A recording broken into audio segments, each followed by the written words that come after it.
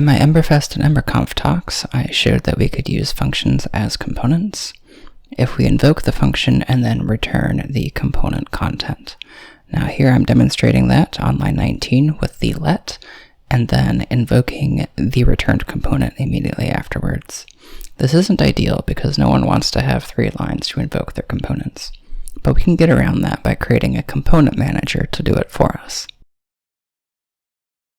This is the invocation we want, where it's just going to be the function as a component with no additional syntax or anything.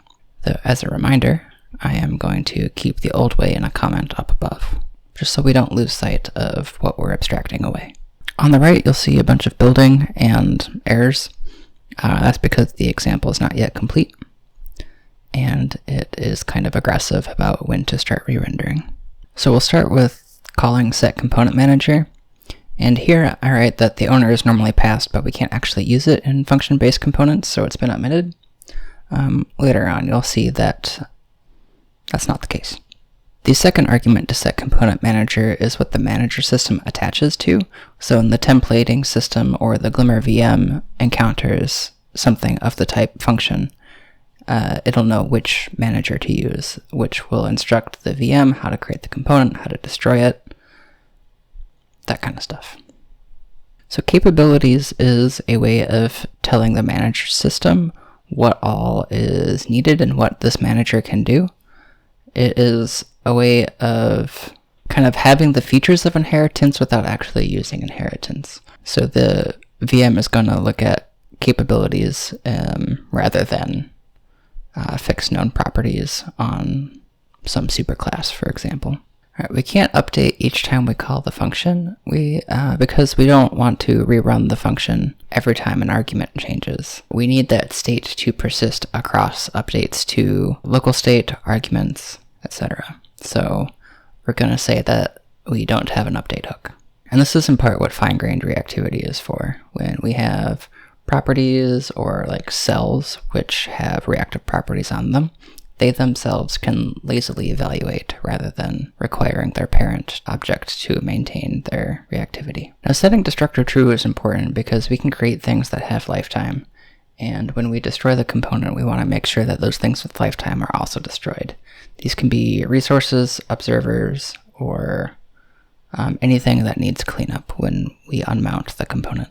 So this static create function is more a convention for creating classes in Ember. It is a way to abstract away like 3 lines that are often needed in the creation of a class. Now here I'm still thinking that we can't use an owner, but I think here I realize that it can actually work because functions have their own this. setOwner and getOwner just set properties on whatever they're given, and it's a symbol property, so the getOwner and setOwner know how to look that up.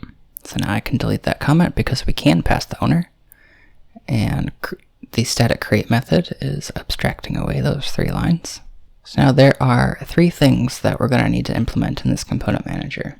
There is a create component method, a destroy component method, and a get context. Here I'm calling the passed thing a function wrapper because that's the reality of what we're working with. We have a function that wraps a component rather than a component itself. So args has 2 properties on it, positional and named. These are lazily evaluated, and they themselves do not entangle reactivity unless a property on them is accessed. And positional args don't have a syntax in HTML or most templating languages, so we're only going to pass the named arguments to our function wrapper. Now here I realized that I forgot to add @ember/owner to the REPL, so I'm just going to add it real quick in a PR, and we'll come back to that later. Here I am reminding both myself and the viewer that the returned value of the function wrapper is a component already that already has its own manager. So we should be able to reuse that. So now we implement destroy component, which takes the return value from create component as its argument.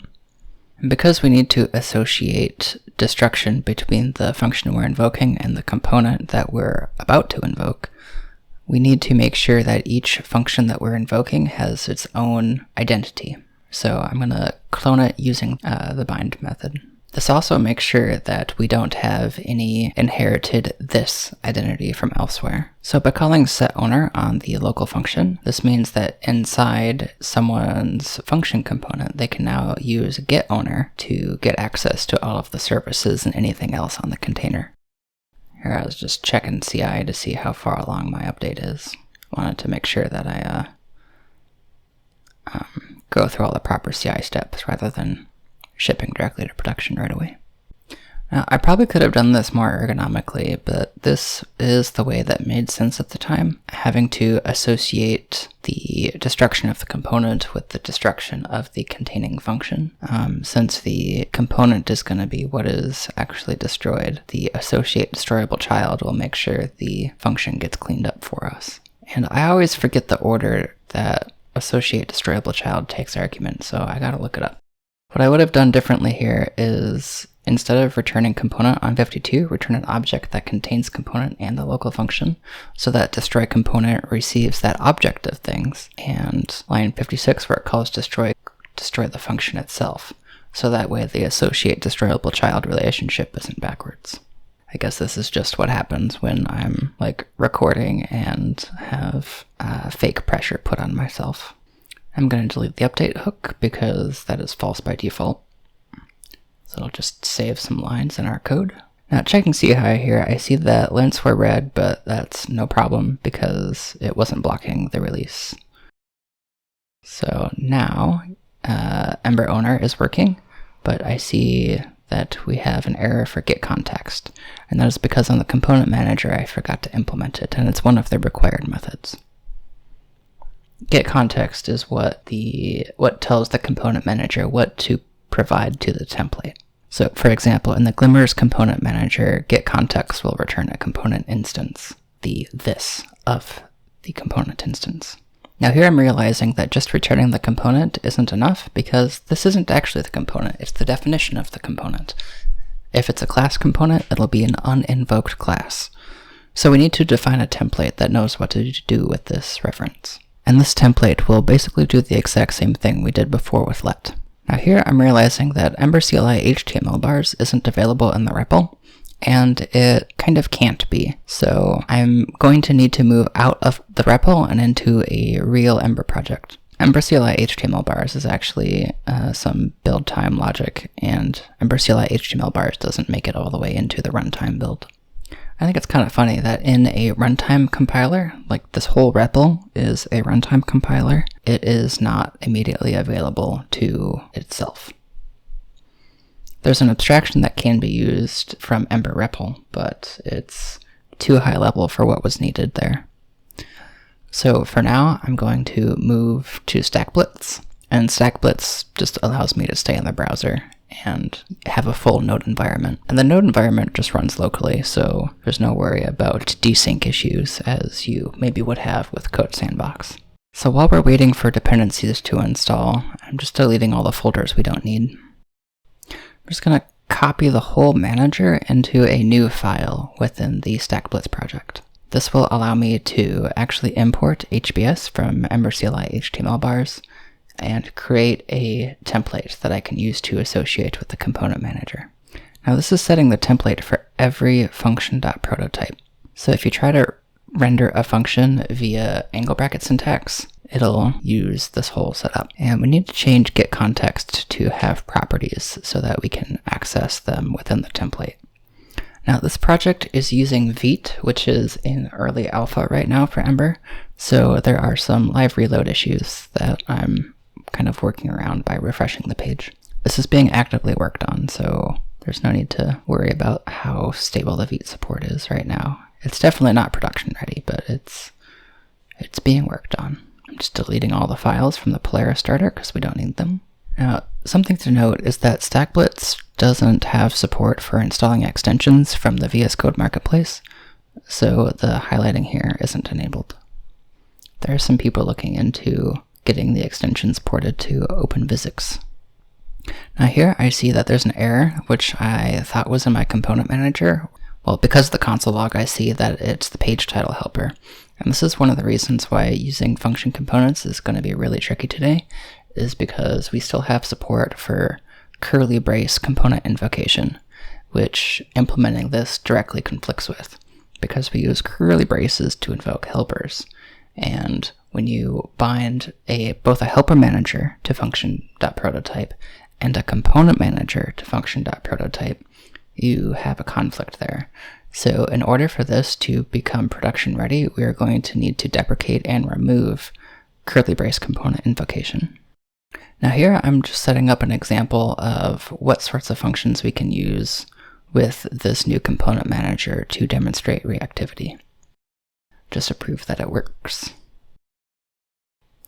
Alright, and we have argument passing working correctly. That's great. But let's add some local state too, where we can change the greeting. Now we're not going to be able to use @tracked or anything within function components because @tracked is only works on class properties, and we don't have a class here. So we have to use a different primitive, which is called a cell, which is something that @tracked could eventually build around. And to change the greeting, all we need is a function, and we're going to set a property on greeting. But to know what to set on greeting, I wanted to have a little fun and pick a bunch of different greetings from around the world. I was kind of annoyed that I couldn't select just one column, but for the sake of time, I'm just gonna copy the whole thing and then edit in the editor. So now that we have our list of greetings, we can select a random index from that above array, and then get the value from that array and set it on the greeting. Here, just checking for errors. I see that there are none, so we are good to test this. And this is why V is still alpha right now for Ember. The live reload broke a bit here, but there are actually PRs open right now to fix this. And here's an issue with having the helper manager and the component manager bind to the same thing, function.prototype. So to fix that, we just need to refresh and hope for a different order. So after clicking change greeting, we see that it was working. So that's great. Okay, both function components are working. So now let's make an even more robust example. So the plan here is to change the name that we are going to greet. We can import the greeting component and use it exactly like any other component. And we need a list of names to choose from, so I'm going to do the exact same thing that I did in the greeting component, where we select from a random list. Alright, and we have an issue. We can't change the name quite yet. The other button works. We can change the greeting, but we can't change the name. So we're going to need to debug the greeting component to figure out what's going on in there. So in the greeting component, it is destructuring the name property right away. That detaches it from reactivity. So we don't want to consume the name argument until we're in the template, because that makes it lazily evaluated. You could also use functions to lazily evaluate the name property. The key thing is that arguments must be lazily evaluated in order to be reactive in the template. But that's it. There you have it. We have function-based components that are reactive. They can receive arguments, and link will be in the description.